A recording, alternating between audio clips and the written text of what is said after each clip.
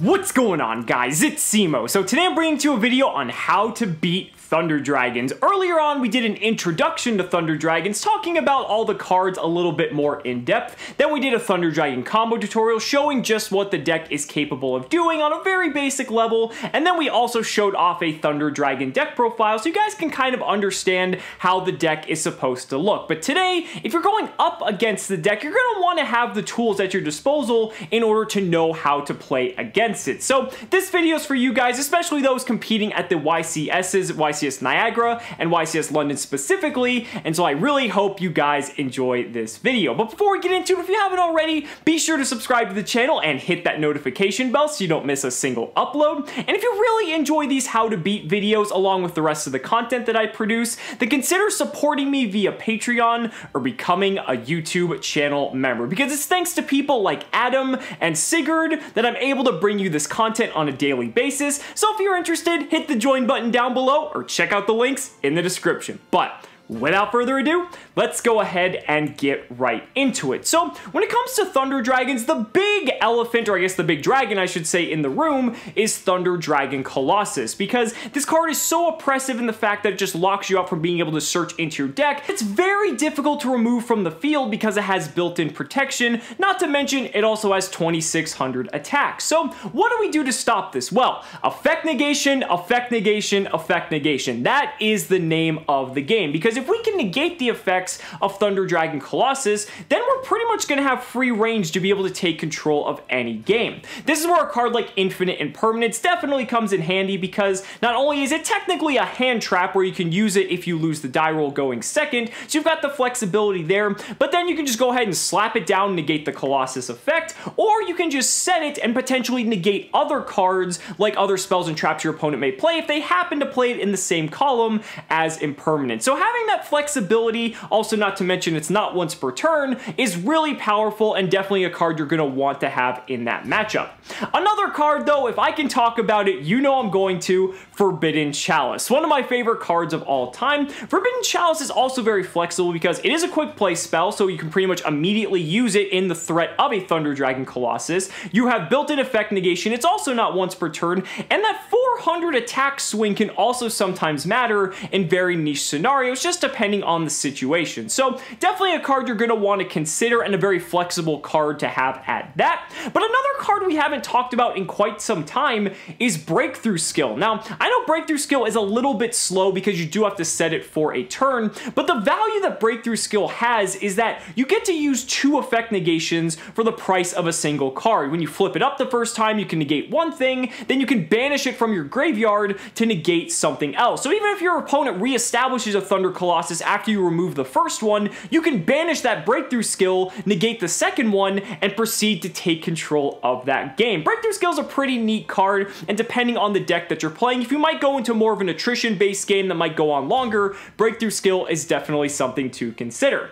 And since we're on the topic of effect negation, I feel like I'm obligated to discuss Widow Anchor. I know this generally applies to Sky Strikers in general, but if you're playing like a Sky Striker shell, like say something like Trickstar Sky Striker, where you have access to cards like Engage, you're going to want to have your Widow Anchors in that deck as well, because you're able to negate the Colossus and proceed on with hopefully winning that game. So definitely something not to underestimate. But besides effect negation, there are a couple of other ways to deal with Thunder Dragons as well, and one of those is having cards that are essentially non-destructive removal. Now, as Yu-Gi-Oh! Has progressed, we've gotten more and more of these in the game, and one of the big ones we have now is Knightmare Unicorn. And the reason I wanted to start with Unicorn, I know a lot of people already have this in their extra deck, but it's nice because it doesn't destroy, it shuffles back into the deck, but in addition to that, because it's in the extra deck, you can essentially access it at any point throughout a game, and you're not hoping to hard draw it out of your deck, because that means that at any point you can pretty much, if you're staring down a Colossus, you're going to be able to remove it rather than hoping you draw something, you know, like a Chalice or like an Impermanence. So having the flexibility of already being in your extra deck is something you really cannot take for granted. But then there there are some other very solid options you can draw into,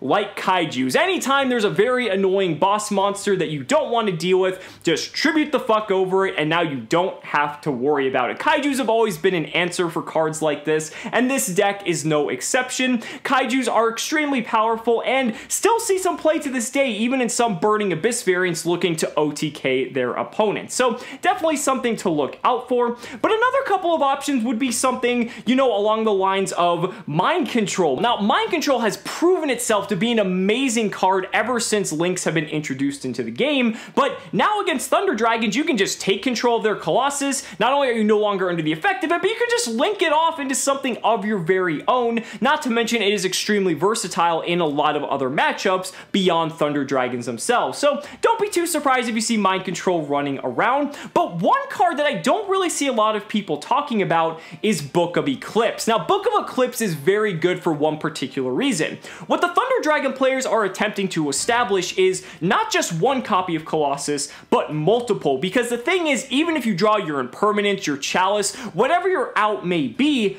if they have multiple copies of Colossus, it's not gonna matter. So by having Book of Eclipse, you can flip all of their copies of Colossus face down. You're no longer under their effect, and as long as you can clear them all from the board before the end of that turn, you're gonna be in a pretty powerful position, because otherwise they're gonna get to draw some cards and it's not really gonna be too good. However, I like that it doesn't target, it doesn't destroy, and basically it makes it so that it doesn't matter how many copies of Colossus or even Titan that they have on the field, you're gonna be able to get a lot of value out of a card like Book of Eclipse.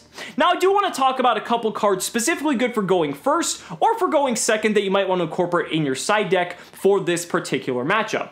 Let's start with going first. I think one of the strongest cards going up against this deck is Dimensional Barrier. I did a video not too long ago about some cheap cards you might want to pick up going into this competitive format, and Dimensional Barrier was one of them. And if you haven't checked the price of Secret Dimensional Barrier lately, it's hovering around the $10 price tag. Now, there is still some cheaper alternatives, but it just goes to show how powerful of a card Dimensional Barrier is in this particular matchup, just because by shutting down an entire mechanic that the deck kind of revolves around seems to be pretty good, right? So Dimensional Barrier looking to be very powerful. But another card that's kind of in that same light is Artifact Sanctum in tandem with Artifact Scythe. Now, the value of Scythe adds is that it doesn't just stop fusion summoning, but it just stops summoning from the extra deck in general, and that means you could use it against other decks very reliant on the extra deck, like say Goki for instance.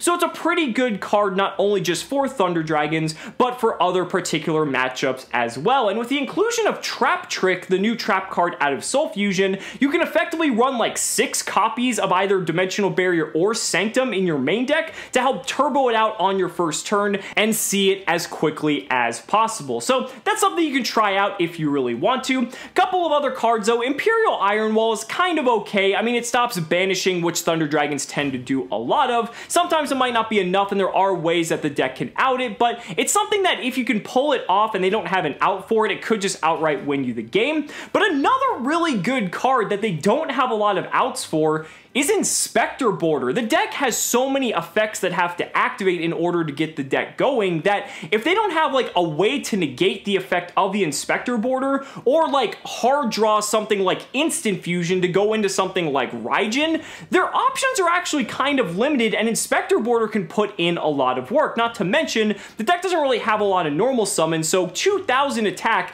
is actually pretty decent. They do have a defense mode Thunder Dragon Matrix, but again, it's still something that could really lock them out. Going second, though, is a completely different story. I am going to touch on hand traps because that is very important. Ash Blossom's really good, as it always is. I mean, you're able to stop stuff like Thunder Dragon Dark and also Thunder Dragon Roar from adding cards to hand or special summoning from deck, respectively. But then there's also Ghost Bell, and Ghost Bell's pretty neat because not only can it stop something like Thunder Dragon Hawk from special summoning something from the graveyard, but you've also got the fact that you can stop Thunder Dragon Fusion, and that could potentially be very powerful powerful and stop your opponent from just making their board even more impregnable, and that's really something you're going to want to keep in mind. But another hand trap, and probably the last card we're going to discuss in this video, is Artifact LANCEA. Now, Artifact LANCEA shares a very similar role to that of Imperial Ironwall. The nice thing is, though, it's not a continuous trap card. It's good for going second, and it also can stop something like Gold Sarcophagus, which is kind of what gets the deck going. So the fact that you can just completely lock your opponent out from being able to banish for the duration of their turn means that they're not really going to be able to do much and probably aren't going to end on anything, and then you can set up your board and probably just snowball and take the game from there. So tons of options to choose from. I really hope you guys enjoyed. Be sure to let me know down in the comments what you guys think about your favorite options going up against Thunder Dragons. I'd really love to hear your thoughts. So guys, thank you so much for watching the video. Be sure to like the video as always. Subscribe to the channel for more amazing Yu-Gi-Oh content. And if you found this video helpful, consider supporting me via Patreon or becoming a YouTube channel member. Because just by showing your support in any way that you can, you're investing in my ability to continue bringing you amazing Yu-Gi-Oh content. So thanks so much again, and we'll see you next time.